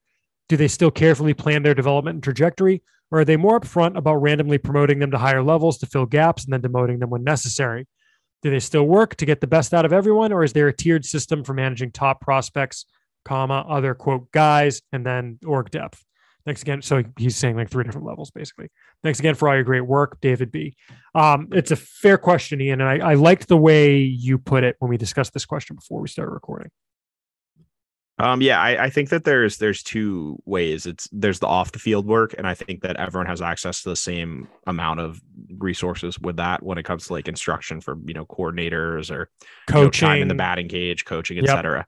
And I think everyone has the same access to that. I think where the difference is playing time, and I think that's fairly obvious that if you're considered a higher echelon prospect or someone who got money, the odds are you're going to get more of a chance to show it on the field. And that's not to say that you can't like play your way into that role. I mean, you brought it up. We were talking about it earlier, but like Brandon Walter is a great example of that. He started as a reliever and pitched his way into the starting rotation. Yep. And they didn't even know what they had with him. So I think that you can do it by performing on the field, but I think that access to playing time is the big difference between the guys who start off as like more the potential org types and the more like pedigree type players. And look, I mean, they're straight with guys, right? So there's 2 situations that come to mind based on David's email. The first is the guys like Nick Sogard and Tyler Esplin who have gone up and come back down this year, right? Like when Sogard is going up to AAA, I'm sure they're telling him like, look, this is because you're moving up to AAA because they need a bot, they need people who can go up and play. And I'm sure they word it as like, you're the guy we're picking because we know you can handle it. But by the way, this isn't a promotion, right? This is because they need someone for a few weeks. So you're going to go up to AAA. I'm sure the messaging is go do what you do. Go out and play. You'll have different eyes on you and you'll have a different set of people that can become advocates for you. Like there's a way to spin that. They're not saying, hey, we think you're just another guy, so we're going to send you to AAA. Right. That's not how it gets worded. And I think that that's all legitimate. I don't think they're just putting a spin on it. I think that they are being sincere when they say all of that. So there's that piece. There's also like the guys who go on the development list, right? Like guys like Ricardo Kubayan and Oscar Rangel who are in like Portland and spend half the year on the development list because they're just there to be extra bodies. Like I'm sure they go to them like, look, your options are either that we cut you or you sit on the development list and we'll activate you when we need you to be another guy in the lineup. Like they're straight with those guys. Right. But like if Ricardo Kubayan wants extra time in the cage, I'm sure the coach is going to work. Right. Like, right. And if he hits look at well Jake enough, Thompson. maybe. Look at Jake Thompson. Yeah. That's a great example of it this year. Actually, he spent a lot of the beginning of the year on the development list back in AAA for like the third or 4th year or 3rd year, because I think he reached there in 2019. Yeah. He came off the dev list and you were telling me you really liked him. And no, Portland. He was a AA. Portland. Was I saying Worcester? Yeah, you said AAA. Yeah. Oh, AAA. Okay. Yeah. AA dev list. Jake Thompson, former 4th round pick out of I always forget if it's Oklahoma or Oregon State. Oregon State. Okay. They're both orange and they both start with O. Yeah. So Jake Thompson came off of the dev list and I'm just like, oh, he's just another dude. Like, and you were telling me, no, he looks good. And then he like shoved for a month and a half, got the promotion to AAA. And now he's like doing fairly well in AAA. And like, who knows what happens. Right. So like they'd be stupid not to work with a guy just because he's another guy. So I think there's that. So I think they'll work with them. If you want to put the work in, they will help you put the work in. They will make whatever resources available to you. That's why they signed you. But that said, like, look at Low A Salem. Look at Salem. Edinson Paulino and Briner Bonacy are not org guys. They are legitimate prospects. Marcelo Meyer is getting all the time at shortstop they can get him. And they just have to understand that. I had a scout tell me earlier in the season, they're like, if Paulinho was in any other org on a team, he'd be playing shortstop. Yeah. Every day. The Bonacy probably too. Yeah. It's just like, you're not going to with Marcelo Meyer. And that's why I think if they were to make a move at the deadline, like really buy, like the low level shortstops are the guys they're probably dealing from, whether it's Salem, whether it's FCL guys. I mean, they don't have a lot of shortstops down there yet, but yeah. Well, Lugo actually is playing a lot of second base lately because they're giving shortstop. They're giving McDonough a ton of time at short lately too. I mean, Lugo's not shortstop either, though. That's definitely a part of it. Yeah, no, 100%. I saw him last year. I think the same. But yeah. But I mean, it's an interesting question. So that's kind of the answer that I would give for that. So, all right, let's kick this to these are the emails we recorded last week. So if we say anything that doesn't make sense, that's why. And then we'll come back and wrap up after that. But first, okay, it's a longish one, so I may summarize, but it's from Gav. And Gav says, love the podcast and site. Keeping up with the majors is hard enough in Scotland, let alone trying to follow the minors. So thank you for doing such an excellent job to all involved. Thank you, Gav, in Scotland. Great place. Love Scotland. Okay, so Gavin's question is actually know very little about other team systems. When you rank players and look into how they are progressing, how much do you take into account the players on the opposition? So for example, if the opposition at high A just generally isn't very good one year, would you be more cautious ranking a prospect there than a different year when those teams are better?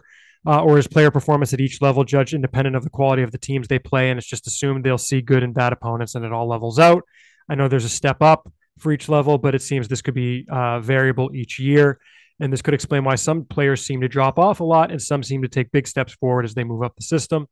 I can look at the ranking of farm systems overall, but it's hard to know that that ranking is because of good depth or a few really well-ranked players.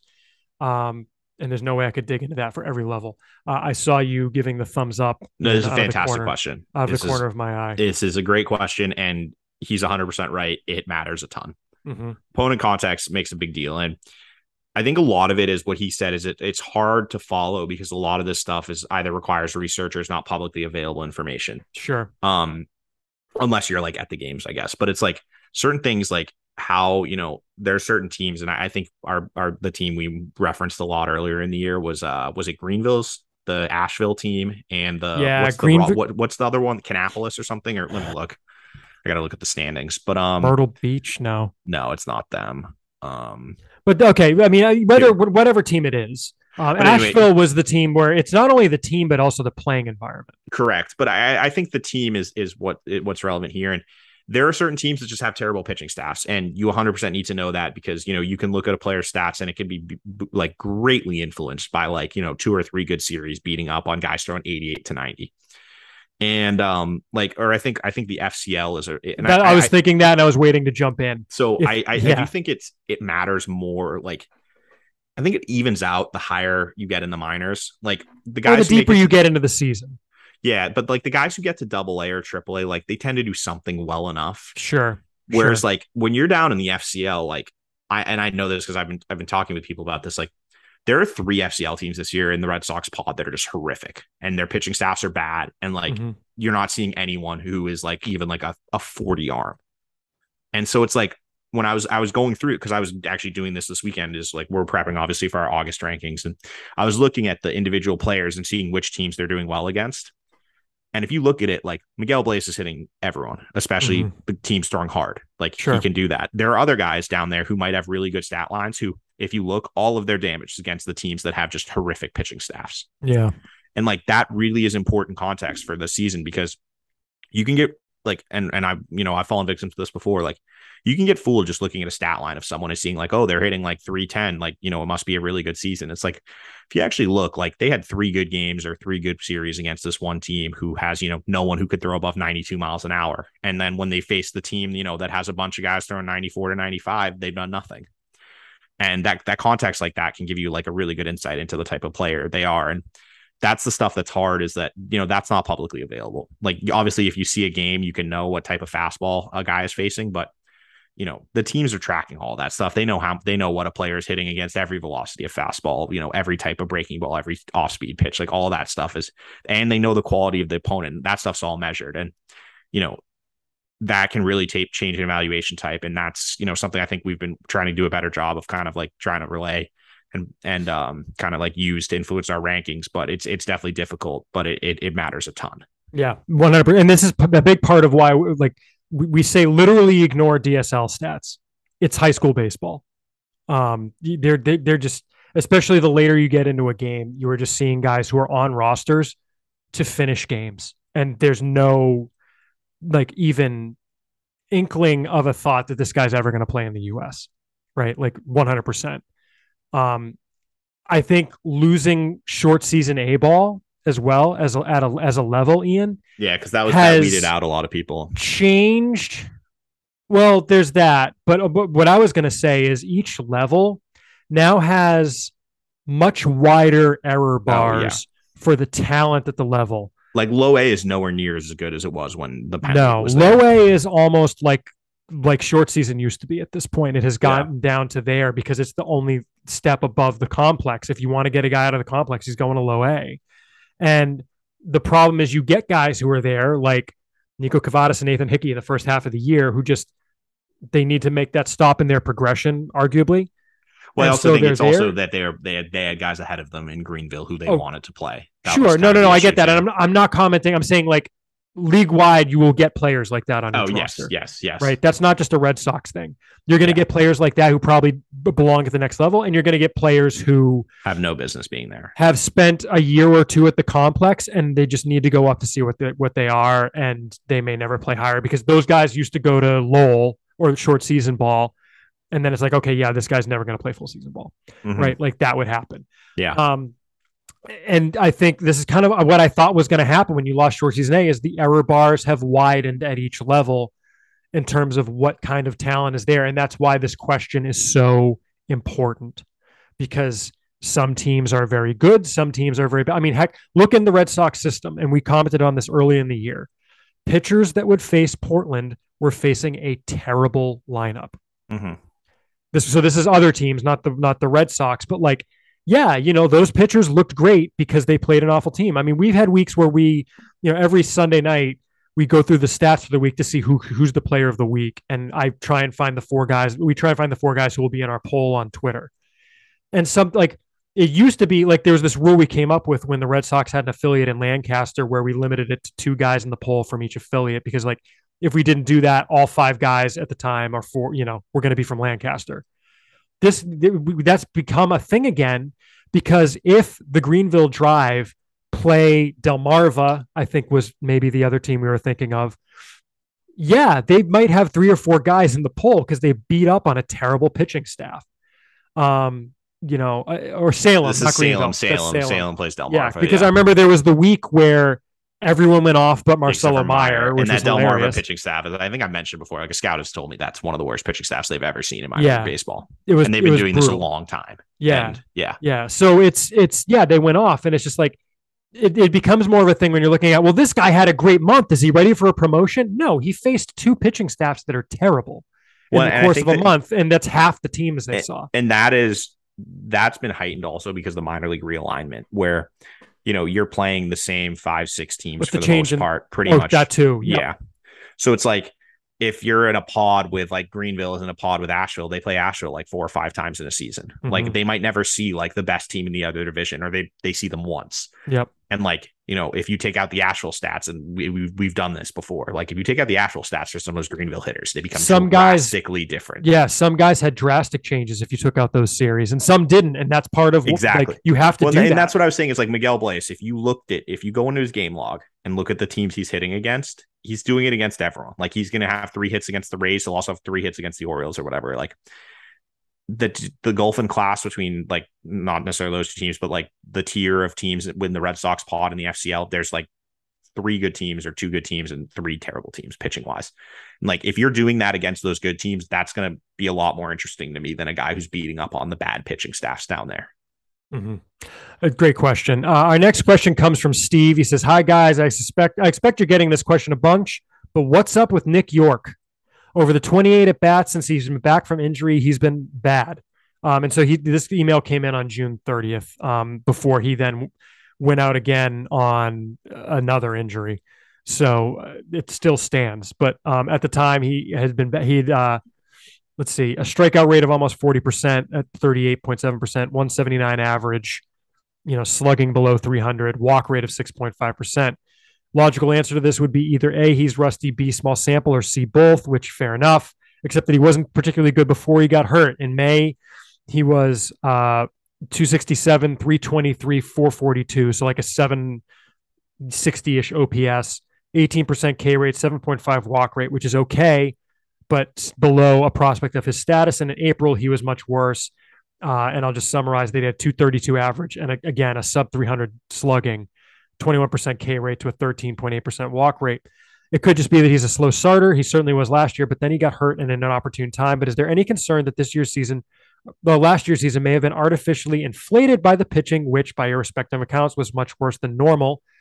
In short, is there any concern on your part? Here's hoping that he makes this question irrelevant by the time you guys get to it by catching fire. Thanks, Steve. I think it's a fair question at this point. Ian. I think it's a fair question, but for now, like, I haven't seen him, and not many people have because he hasn't played very much lately. I mean, he missed. He's played I'm looking at his game log right now. So came back. He was out for about end of May was when he first started. This first injury kind of popped up, and he was out from 526 to 6.7. Mm-hmm. Came back for one game, was out another 2 weeks, came back for a week, and then was out a couple days, came back again for 2 more games, and he hasn't played. He's was out 3 weeks, played one game, and has been out, 5 days since then, or a few days since then. And no, he played yesterday. Sorry, I thought today was the 25th. No, he came back yesterday after not playing for a while. After 3 weeks out. Yeah. I think that just when you have such a disjointed season, it's just hard to evaluate a player. Like, you can't find a rhythm with the plate. You can't find any consistency. Casas last year. Exactly. We don't know how much the injuries are impacting him too. Like, the injuries we're talking about is like, it's like back, legs, like wrists. It's all things that are very important for hitting. And so, like, who knows how much they've been bugging him, how much pain he's having to play through. Like, I'm kind of just, I've mentioned this before, but, I'm going to give him a write-off here and kind of go in fresh next season and reevaluate from there, or whenever I see him, because, like, unless he's going to come back and play the next, 2 months straight, like, I think it's hard to make any judgments on him. We'll have to see I just want him to get another long run of playing time before Exactly. All right, our next email comes from Simon. He says, Chris and Ian, really enjoy your podcast and website. Just had a quick question about the Major League roster. Do you believe that Matt Barnes will ever return to even close to the form he was during the first half of 2021 when he was a shutdown closer? Sorry if it's been asked before. We'd just like to hear your opinions. Who knows? I mean, the one thing that you can't help but notice, Ian, is the way the stuff fell off. And I'm not saying it's because of this, because correlation does not equal causation, but his stuff fell off immediately after the crackdown on sticky stuff, which is both good and bad in that there's a potential thing that you can attribute it to. And as the major leagues try and develop something you can use for the baseball that is legal, that might help if that is it, but we don't know that is it. It could just be relievers are just fickle creatures. I would never count on him as becoming a shutdown closer again. And was he a shutdown closer? Yeah, I don't think you can count on that. I think you hope he's a good setup guy. I was about to say, I think the hope is that he comes back and can just be like a solid middle reliever to maybe like a 7th inning guy. But who knows? I mean, as you said, pitching is so fickle. It's hard to say. Yeah. Our next question comes from Brian in Nevada. He says, way too early question for next year. Can Jarren Duran and Alex Verdugo coexist in the same outfield on a daily basis with either Duran manning center field or Verdugo in left field? In other words, only one of them can play left. If not, given that they share a similar profile, left-handed hitting left fielder, would you entertain the idea of trading 2 years of Verdugo in the offseason to make way for 5 years of Duran in left field? These two plus Bradley, Cordero, and Refsnyder are currently on the 2023 roster with depth guys like Davis, Mieses, and Stewart in the upper minors. I don't know that I would say any of those guys are depth guys. And guys like Rafaela or Granberg unlikely to force their way up until late 2023 or 24. I would say Rafaela is the only guy that might be a consideration here. But anyway, it seems likely the club will be shopping for a starting left fielder in the offseason, or do you re-sign Hernandez, free agent Brandon Nimmo? So trading Verdugo would leave Duran in left, the new signing in center field, a Cordero Refsnyder platoon in right field, and JBJ serving as a defensive replacement. You also gain a prospect or two from trading Verdugo. Or do you keep Verdugo in center and play Verdugo in left field and play Duran in center full time? Don't acquire a center fielder. Still have the right field platoon and JBJ's glove on the bench. I've heard chatter about the possibility of trading Duran, but why would you trade his longer control and louder carrying tool, speed, instead of trading Verdugo? Does he have a carrying tool? If you ultimately decide to trade one of them, thoughts, Brian in Nevada. Ian, I think thank you for the email, Brian. And I get the question of how you play out Verdugo versus Durant. I think I maybe don't necessarily agree with a lot of the assumptions in Yeah, the email. But I that think said, that I think can the two coexist on a roster is a fine question. and I don't think they can. Mm-hmm. I don't think I think that, as you said, they're both left fielders. And Mm-hmm. the issue though is they might be able to, because I'm not sure Jander's an everyday player. And like Yeah. I think we've talked about this for a while. Like he had a good stretch when he got called up again, just for this most recent. In his last 10 games, he's 3 for 36 with 17 strikeouts and 1 walk. And the same issues are cropping up. He can't hit velocity. He's getting eaten alive by fastballs up, expands against breaking balls down. And the defense is atrocious. Like there's no sugarcoating it. I think he's -7 DRS in like 150 innings in center field, which is 1 run less than the major league lead, except those guys have played 500 innings. Yeah, So and yeah, we should mention DRS particularly hates him. Like I think Baseball Savant outs above average does not. So it's in part a depending on what statistic you want to use, and I'm sure that the team has better metrics that they use to measure defense, or I would hope. But that said, it's exactly. And then again, look, obviously there was the play last night. The optics of it are worse than anything with the defense. Look, he lost the ball. Like that happens to guys that are good. yeah, but you got to go after it. But I mean, yeah, and the optics on that are terrible, more than anything. But yeah, it's that. Yeah, he was hot and he was giving some life to the lineup and he was setting the table, and now he's not. And the book is back out on him. And I don't know what they have him. So for what it's worth, outs yeah, above average has him at -1. which is average basically. Like I mean, but he's only played like he only has like 69 attempts. Like it's not a lot. right, but I'm just well. And the thing is, if you're going to go there, then it's like, is it even a sample size you want? And again, I'm not debating the point. I'm just saying. Yeah, I think just the problem for me is that like his issues or things with like reads and stuff are pretty like noticeable. But yeah, I don't know how you can be comfortable with him as an everyday center fielder going in next I year. don't think you can. I don't think you can pencil him in as the starting center fielder next year. No, I and really like don't. that's why I say like if you can get a lot for him, I think you absolutely explore trading him. But If I just someone's interested, if I'm someone not thinks sure that exists. if someone That type thinks of he's that interest guy, exists. Yeah. yeah, It's but this kind of goes back to what we were talking about earlier. They have the roster is very much in flux. Like he was talking about a Ref Snyder, Franchi Cordero everyday platoon. Like I don't think Red Sox fans no, would go over very that would well. not. That would. They need to figure out who's the right fielder next year, and I Yeah. don't know that the right fielder. And So never mind the center fielder. yeah, it's yeah. a tricky situation. Yep. Our next question is from Harrison, and Ian, you might have some thoughts on this. This is interesting. I'm shocked to find out that Edward Bizardo has pitched 30 innings of relief in Worcester this season. It seems like I rarely see his name in the box scores, and he certainly gets no buzz as a potential call up. He asked, was he on the shelf again this season? No, he wasn't. It's just a very crowded bullpen in Worcester. He said it looked like 2021 was going to be his major league breakout, starting with the big league club right from spring training. Then injury derailed that pretty quickly. And now it's well over a year later, and it feels like the club regards him as being past his moment. Am I misreading that? What is your sense of his situation with the club? Thanks, Harrison. I think the context for that is keep in mind that Bizardo cleared waivers earlier this year. So it's not that this is even just a Red Sox thing. I think he's just fungible relief depth.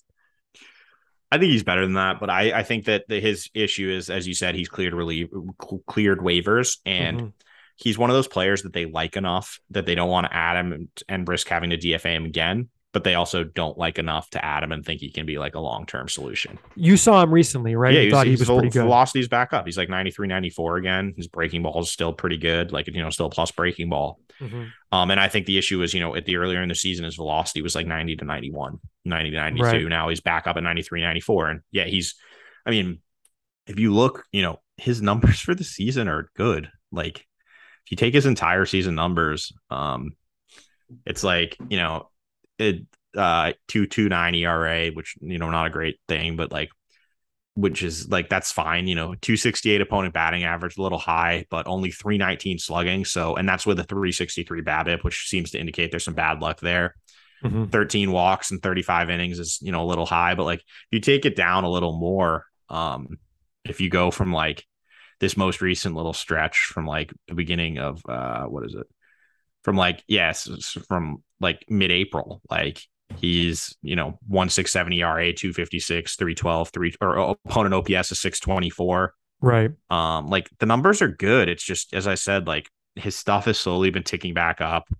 Swinging strikes are starting to come back a little more lately. Like he had a stretch to start the season where his swinging strike rate was like 10%, which is below average. And since like the end of May, beginning of June, swinging strike rate is back up closer to 13-14%. So that's, obviously better. Right. So yeah, I think the stuff is definitely ticked up, but I think it's just he's in a situation where like there are guys that they like more than him, which I think is fair. There are guys I like more than him in that bullpen too. And those guys are going to get the chance first, especially considering they don't want to risk. Like it's like I think they probably would like him more than Michael Feliz, but like Michael Feliz, they don't care if they DFA, which they did like 2 days later. Exactly. Whereas Bizzardo, if Bizzardo gets DFA'd pitching, Silvino Bracho. Yeah. If Bizzardo got added and DFA'd pitching at 93, 94, he's getting claimed immediately. So it's like, yeah. Yep. It's an organizational depth thing where there's more value in having him in AAA than calling him up to the big leagues right now. Yep. Next email comes from our frequent emailer, Mad Dog, and he says, "Hello, guys. Is there any way that the Red Sox could possibly make a trade for a lower leverage arm and add the likes of Jay Groom and Nick Northcutt or players along those lines? Is there also maybe a point where they decide to DFA Groom for a 40-man spot when Sale and Paxton come back?" Obviously, this is an older email, but obviously Sale came back and got hurt again. Two separate things here. I guess Groom and Northcutt, I don't think either of them has very much trade value. So I don't think either of them by themselves. Yeah, I don't either. But like maybe you could get like Groom, you could flip with someone else for like a. Yeah, well, that's the thing. Like, but like, what does like another low leverage reliever do for like the Red Sox? Groom, that's the thing. Right. The guy you're getting is not going to be like fix the bullpen. No, they've got low leverage guys. Getting low leverage guys is not the issue. They've got plenty of kind of what we were talking about earlier, comparing it to the Yankees bullpen. Like they don't have those horses in the back and the mid, like depth. They have plenty of low leverage guys. They need like middle to high end relievers, and that's the hardest thing to acquire because you actually have to give something up for those guys. As for Groom's 40-man spot, that is a very interesting question. Groom comes up on our interview with Jim. I think he's right, safe-ish for now, but like, I mean, well, they've got enough guys that they can put on the 60-day. That's the thing. Exactly. They definitely have a precipice with him coming soon. I don't know when that'll be, but there's going to have to come a put up or shut up time for his 40-man spot. Our next question comes from Almond, and he says, "Hi, Chris and Ian. I have 2 questions regarding Marcelo Meyer and Jeter Downs' strikeout percentages. First question, most prospect evaluators give Meyer's hit tool a 55 or 60, and while he is hitting for average this season, his strikeout rate is an alarming 27.8%, and his swinging strike percentage is 16.4%, which is well below average. Are his high strikeout rate and high whiff percentage concerning to you guys, and would you still put a 55 or 60 on his hit tool?" And let's actually just stop there. I'm not particularly worried about Meyer, Ian. I don't know what your thoughts are there. As far as Meyer goes, I mean, I think, he's a guy in his first year. He's probably expanding a bit. Yeah. I'm not worried, and I would be like, I'm fine with a 55, 60 still. Yeah. I think that his strikeouts, it's 26% right now, 26.5%. Little high, sure, but like it's not overly concerning, and it's not something that has been like come up as scouts I've seen who've seen him talked about as an issue they're concerned about long term. I think that's something that we'll kind of level out and be fine. He's not going to be like a 10, 12, 15% K guy. Like I think he'll settle in around 20%, but I think it's going to be fine. Yep. And then the next question, second question, before Jeter Downs' brief call up to the majors, his strikeout percentage was 31.1%. And in the 10 games since his call up, his K percentage was down to only 14.3%. He's also walking a bunch more. I'm wondering if you heard anything about adjustments he made to his swing, or that maybe the coaching staff in Boston found something. I don't know that he found something. To me, honestly, Ian, well, part of it is he got rid of the leg lift, right? Yeah, but I mean, back in Boston, like in this call up, since he's been called back up, he's at 48.4% strikeout rate. Like I just think it's small sample size. And it did seem like, I mean, a lot of it with him, I think there is a confidence piece. Agree. Like no question. And I think part of it, he just needs to have his confidence. So I think that's a big piece of it. Next question comes from Ethan. And our next email comes from Ethan. He's got a couple of questions that are unrelated. First is, where are we at on Jay Groom? We mentioned that. Is he a top DFA candidate? We talked about that. Second one, Chris's comment on the last podcast about Meyer having more trade value than Costas got me thinking about trade value compared to how a player is evaluated on the 2080 scale. His tools and how the rankings are done. What characteristics of a guy boost his trade value compared to his peers? A couple of examples where I'm thinking are guys are ranked similarly but have different trade value. I'm thinking of Bayo compared to Costas and York, Benelis versus Jordan, Blaze versus Rafaela, even something extreme like Enderso Lira versus Ronaldo Hernandez. What makes those guys more or less valuable compared to each other? If you were to rank the system based on trade value, who would be your biggest risers and fallers, Ethan? And the one big thing that stands out to me is if you are comparing a high minors guy versus a low minors guy, and there is a much higher ceiling versus floor with a lower minors guy, that gives him maybe more trade value versus what a one number future value would show you. And that's part of why the grades on our site have a present value or a present projected value, a floor and a ceiling, and you have to consider all of those things. That's really the one thing that stands out. Another one that stands out is like mentioning a catcher like Ronaldo Hernandez. Are they going to be able to catch? Things like defense, that sort of thing. How they're going to fit on a roster. I also think the context is important, and it's hard to say in the abstract because like different teams value different types of players. Sure. Like for example, like the Padres are more than happy to take a swing on like a high upside guy with like a low floor, whereas like other teams prefer like safer types. And so like, and this is the thing is, we talk about that just, how well we have it ranked, how, any of the other sites have it ranked, how the Red Sox internally have it ranked is not going to be the same as how like a random National League team has it or random American League. Like everyone values different things and, has different systems and models running that are going to churn out a different list. And that's, that's what's hard is like, trade value is not like a it's not one thing. Like you can't like, it's going to vary. It's very situational dependent. I forgot the word I was looking for before that, but it's like, so it's hard to like have like, say like, oh, Blaze versus Rafael, like to certain teams, they're going to take Miguel Blaze in a heartbeat. And like, maybe for other teams, they prefer like the proximity of Rafael. Like it's just hard to say. But like as a general rule, like I definitely factor what I would perceive as my like trade value in when I'm doing rankings. And it's like, would I rather have like if I'm a team coming to the Red Sox, would I rather have a guy who I think is like, maybe a potential middle reliever or like a guy I think is a backup catcher or whatever, like things like that. I definitely factor in when I'm doing my list. So I do think that goes in, at least in my process. That's one of the things I consider. Yep. I think that's fair. Our next question comes from Andy. He says, Tristan Casas was Sox prospects #1 prospect for 3 years, July 19 until July 2022. That would appear to be a record and maybe one that will be tough to break. But if anyone can do it, it's a guy in low A with a huge ceiling. Do you think Marcelo Meyer holds the belt until July 2025, or do you think he's traded, graduated, downgraded before then? That's kind of interesting and fun, Ian. I think he's one of the latter things before then. You don't think he makes it to, I think that's fair. I can't see him.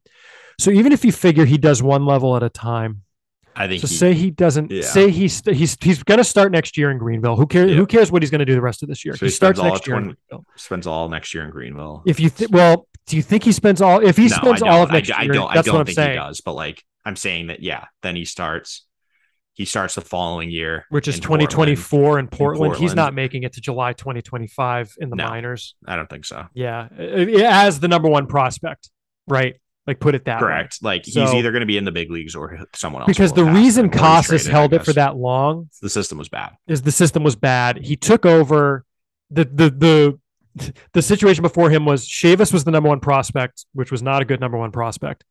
Graduated. Darwinzon Hernandez was the top prospect for half of a month. Potentially one of the worst top prospects we've had in a long time. We gave it to Casas, and Casas was the #1 prospect. He was like their only top 100 prospect for 2 years, I think.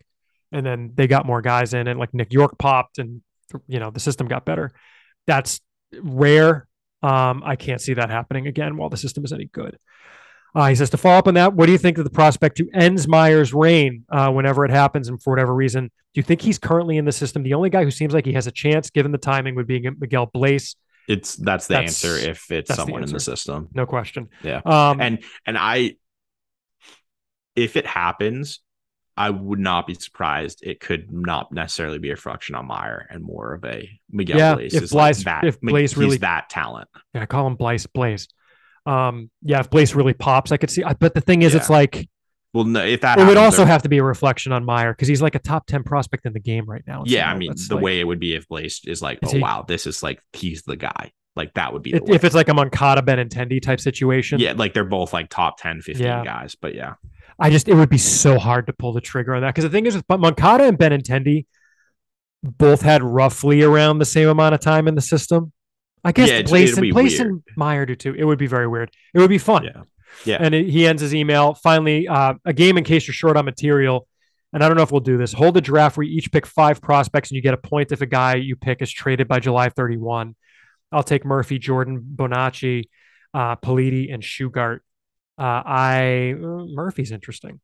Will they be trading prospects? I don't know. Interesting exercise, but I feel like with where they are right now, the complexion was much different when Andy sent the email, put it that way. I mean, is there anyone that stands out to you as a guy who could potentially move? I guess we'll just do that. I mean, I think the thing to look at is the Rule 5 list, and I think they have some relievers that maybe they could move. But yeah, it's just I don't see them trading anyone substantial now. I don't know. Yeah. I just don't. So like you're looking at like more like and if you look at the guys he's saying, like, okay, Murphy we have at 9 right now or 10. Yeah. Blaze Jordan is in the middle of the teens. Briner Bonacy is 20 cusps of the 20s, and he's going to be in the 20s when we update probably.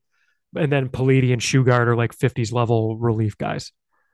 So he's not necessarily saying all top guys. I mean, I could see some of like maybe the high minors arms, and I could see that's the group. I think I was also going to say I think the relievers at the end is kind of an interesting group because they just have way too many relievers in AAA who I think teams and I think are good that they're going to have to move some of them. The only other group I could see them dealing from if they were to add, whether it's this trade deadline or the offseason, is low minors infielders, especially after all the guys they drafted. They do have a lot of them. I think the issue though that is like there just aren't like there's not a lot of ceiling with a lot of their guys. Like is Bonacci going to get you much? No. I get why Bonacci is on here because you've got Polino, you've got Meyer, you've got York, you've got Lugo. Right, but I just like see them even Lugo. Yeah. I don't think you get that much from Matthew Lugo. Like I think I'm inclined to agree. It just depends what you're looking for. But he's like there's not a lot of upside there. Like Lugo as the second guy in a deal would be interesting. It's just I'm wondering what you're getting there. But like, what do you? That's the thing, though. Like, that's the thing. So, they traded Ryan Presley for Hansel Robles. Could I see them trade like Wait, no. Ryan Presley. Oh, not Ryan. They Presley. traded Alex Scherf for Hansel Robles. Yeah. Could I see them trading one of those like AAA relievers, like like Frank German, Bizzardo, Zach Kelly, Shugart, etc. One of those guys for like a MLB reliever in a week? Yeah, sure, absolutely. Like that's the type of deal I think we could see. But like I'm just not sure. Like, or could I see them flipping Bonacci for one of those guys? Sure, but like I'm just not sure that that's the type of player teams are going to want to target. Because like if you're going for a low minors guy, you got to have some sort of carrying to. And like Bonacci's best tool is his arm. Like that's just not. Yeah.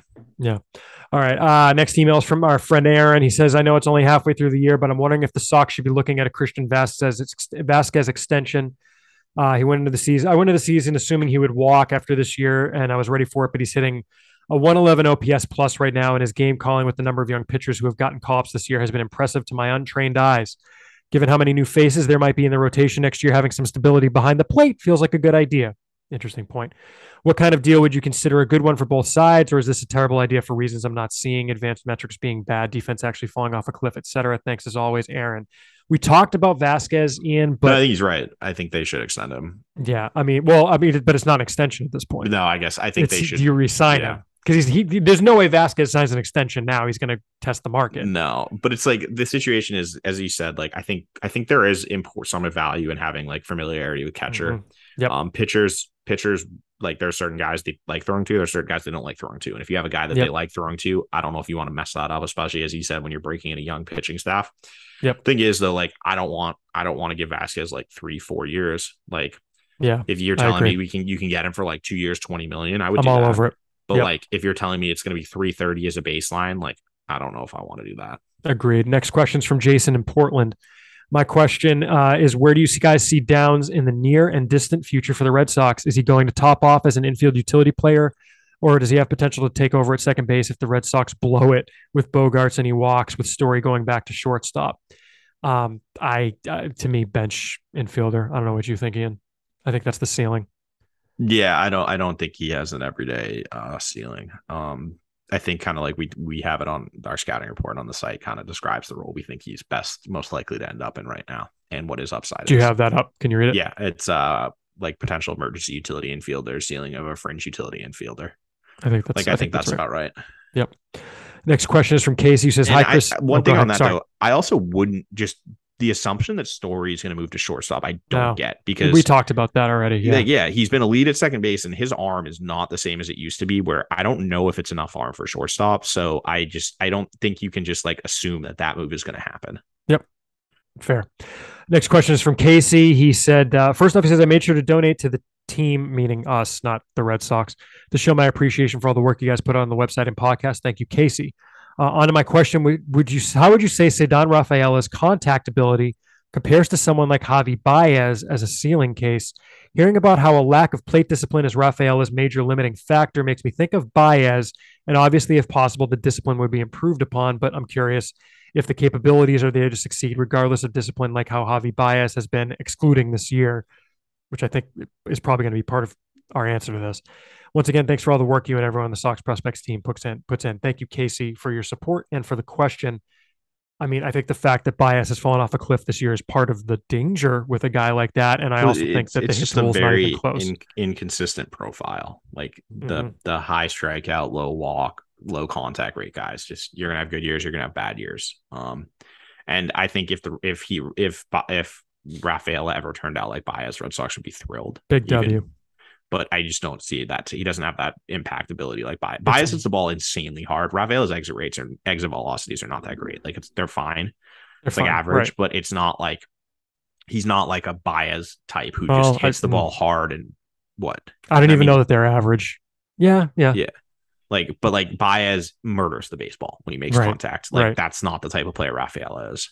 Mm-hmm. And like his home run totals are deceiving. Like he has nowhere near the power that Baez has either. Yep. Like as I was talking about it with a scout recently, you want a better comp for him. It's someone like Alcides Escobar. That's the type of profile like we're probably talking about. Like 5 to 10 home runs. Like maybe he could get to more. Don't get me wrong, but like right now, that's where I think I kind of land. It's the power gets limited by the hit tool. Yeah. Yep. We got a question from Steve that I answered via email, but I just want to get to the gist of it here in case people have a similar question. He asked about Rule 5 eligibility, and he said some sources say it's 5 minor league seasons for an under 19-year-old. Some say it's approaching 5 Rule 5 drafts after their first qualified season. In either case, since we had no 2020 minor league season and no 2021 Major League Rule 5 draft, how can a player like Ceddanne Rafaela be Rule 5 eligible? I guess we don't know how the no Rule 5 draft is going to. First of all, the rule is the number of Rule 5 drafts after you sign. Is how it's interpreted. But like I think I presume they're going to treat last year as though there was a Rule 5 draft. I don't think they're going to treat it as everyone. They have to. I don't think there's any way they can just skip it. There's no way they could just say like, oh, everyone's got another year of team control. There's no way that'll fly. Go ballistic. Yeah, so that I just wanted to mention that because like if you're reading the rule literally, like last year was not a Rule 5 draft, but I can't. I'm sure that the I would sides hope, and I would assume that when they decided to cancel it, they put in some sort of provision that addressed that, and it just probably was never released. Exactly. Next emails from Daniel. I know the injury really ruined almost all possibilities of Casas playing in the bigs, but if Dahlbeck and Franchi continue to be average to below average, and we don't trade for one, do you think it's possible Casas gets the call? I think Casas plays in the majors this year almost certainly. It's just I would agree. I think it's like now it's closer to September than maybe June, which it might have been if he stayed healthy the entire year. But he'll get up at some point, I think. Next question is from Brendan. Really enjoyed the last episode where you did it while the draft was going on. Long question coming. TLDR at the bottom. I'll just kind of skim. He's saying, do you think there's something in the Red Sox philosophy of drafting young high school kids who play the best/most position on their team, usually top-rated programs, shortstops, and committed to top college programs? and have serious projection if you get them signed and in your organization early in their development. I don't think that this is a Red Sox philosophy. I think it's just the best players play shortstop. I don't think that Yeah. that's a philosophy thing. Heimblum seems to be building a strong farm by applying this strategy with young high schoolers, plus lots of talented darts at the dartboard for the IFA signings instead of signing the top guy. I think he means internationally. It's all about building. If you build the right group where under your scouting, you can build this way. Eventually, the cream will rise to the top. TLDR, do you think there's a potential Red Sox draft strategy of high schoolers with upside to build the farm system with sustainable talent since they're young and projectable? No, I think that's just how their board's fallen. Right, Ian? I mean, granted, Yeah, I think there's it's a just the bit of value situation. It's like they, where they're picking and the guys that are available, the best players that fit, what they're looking for skills wise just happen to be high schoolers. I think like they showed last year, they took college guy in the second round, third round last year. Like they will take college bats. It's just this year, that's just how the draft worked out. Yep. I think that's exactly right. Next question is from Daniel. He says, do you think there will be a point where MLB will introduce the ability to trade draft picks like every other sport? I think the rumor is on the table that it's on the table. They should. It would be so exciting. But I mean, we're getting there. Like it's baby steps. The comp picks can now be traded. Like I think the IFA picks will be tradable if there's an international free agent draft. Yeah, I mean, all picks should be tradable. Like, but yeah, I think we know why they're not, but it'd be great if they. I mean, I think it's a part because the owners want to save themselves from themselves because they're afraid someone's just going to punt on the draft and just try and pocket, which says a lot about the people who they think are the other owners. No, it's that certain teams will just be like, we don't want to pay these bonuses. We'll just trade every pick we have. Like, yep. It's why like the NBA has their rules about like trading multiple years draft picks in a row and everything. Yep. Our next question is from Raul. He says, if the Red Sox decide to sell, do you think Eovaldi can get you Cardinals number 8 prospect Alec Burleson? I'm obviously assuming they do the trade with the Cardinals. I don't know why they would. I mean, the Cardinals have a good system. I know they do. Why you would. I'm very intrigued by him, and he has hit at every level with good power, and he doesn't strike out much. Thanks. I don't know, Ian. It's hard to say. I mean, yeah, it's really hard to say. I mean, it's going to, like I was about to go like looking back at what like starters went for at the deadline. I would assume they'd want more than that though. Yeah. But I don't know if they'd get it, but I think they'd want more. Mm-hmm. Our email is next email. Oh no, that's the last one. The next email was just someone asking about their Patreon account. So thank you all for the emails. There was a lot of them, obviously. And I think at this point we will kick to our interview with Jim, Ian. And one point I wanted to make, I looked this up and get to say it while we were recording. We talk about the Red Sox kind of eschewing high school pitching. The last stateside high school pitcher the Red Sox drafted and signed, or at least the last draft in which the Red Sox. Are you about to quiz me? I was gonna. You know the answer? I looked it up a couple of days ago. That's did you? I know. Yeah, because I was curious. All right, so yeah, it was 2017, I believe. Is that the answer you had? Wait, no. What did you have? Was there a round caveat in there? No, just ever. Blake Lubier, 2019. Oh, okay. Yes. Okay. Mine was first 2 days, actually, come to think of it. First 10 rounds, high school pitcher. There had to be a caveat because first 2 rounds, high school pitcher was actually 2017. Yeah, no, that's right. I was just saying Alex the way you said you're it right. was, yeah. You're right. No, you're right. I looked it up and looked away, and coming back to it, I forgot that was, So the first 2 days, high school pitcher they drafted and signed was Alex Scherf in the 5th round in 2017, which is interesting. And obviously there was a shortened draft in 2020, but I just found that very interesting that they just have not gone. Now, keep in mind, high school pitching is by far the riskiest of the 4 sort of kinds of player, right? So there's that piece of it. And just high school pitching, if you don't get them in the first few rounds, there aren't a whole lot of guys that go in rounds 5 to 10 or 6 to 10. So, unlike college players that do go during those rounds. So that's why I think that's a little deceiving because like Blake Lubier in 2019 got a bonus equivalent of like a 3rd round pick, 4th round pick. Like he got $500K. So like, I think that's like a better standard would be the bonus amount than necessarily the round, especially when, mostly, as you said, not many high schoolers are signing from rounds 5 to 7 and then rounds 8 to 10 are usually money savers. Mm-hmm. And they were they were taking a run at Sebastian Key in the 11th rounder that year too. So yeah. And they took Lubier and they signed, what's his name?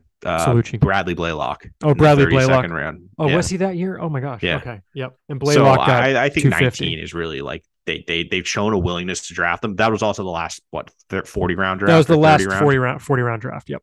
But yeah, I mean, they've shown a willingness to do it. I just think it's like 2022 draft was weird. 2021, obviously they took Elmer, and that was it. But I think with the 20 round draft, it definitely has changed some things with that. You don't take those dart throws on those, those high school guys and like high school pitchers in like the 20 to 30th round who will sign for, $250K or less.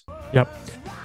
All right, well, we'll wrap it up from there. Thank you all very much for listening. Thank you for your support. Again, the Sox Prospects donation drive is wrapping up. You can donate at soxprospects.com/donate or at Patreon or patreon.com/soxprospects. And as always, we want to give a shout out to our $5 level Patreon supporters. That's Deb Kendall, Andrew Wallen, Lendl Martin. Let's scroll down here. You're on 2 pages now, y'all.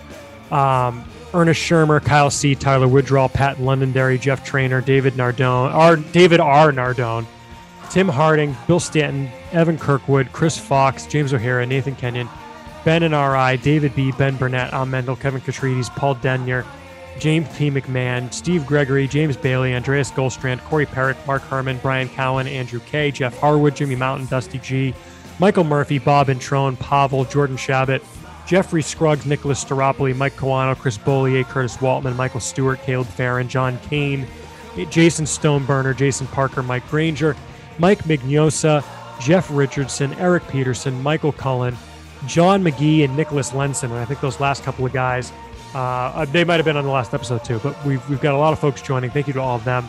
You follow us on Twitter, follow the site at Sox Prospects, both on Twitter and Twitter and Instagram. Follow Ian at Ian Cundall, that's IANCUNDALL.